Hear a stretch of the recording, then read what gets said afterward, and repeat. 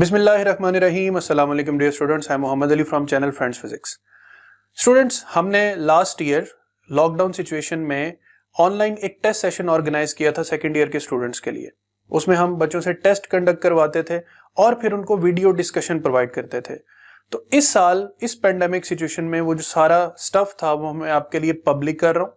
Public ऐसे कर रहा हूँ कि आपको इस वीडियो के डिस्क्रिप्शन में उन तमाम टेस्ट के एक ड्राइव लिंक मिलेगा। उस लिंक पर जाएंगे तो सारे टेस्ट जो है वो तरतीब से पड़े हुए होंगे। नेक्स्ट आपने क्या करना है कि उसी डिस्क्रिप्शन में तमाम तर चैप्टर की जो डिस्कशंस हैं उनके लिंक्स भी पड़े हुए हैं।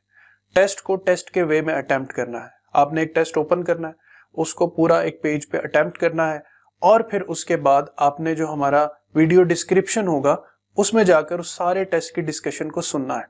तो वो बच्चे जो एकेडमीज नहीं जा पाते या फिर वो बच्चे जो किसी सिचुएशन की बिना पर टेस्ट देने से कासिर हैं, तो ये हमारी तरफ से एक छोटी सी एफर्ट है कि आप वो टेस्ट खुद अटेम्प्ट करें और उसकी वीडियो डिस्कशन जो है वो सुने।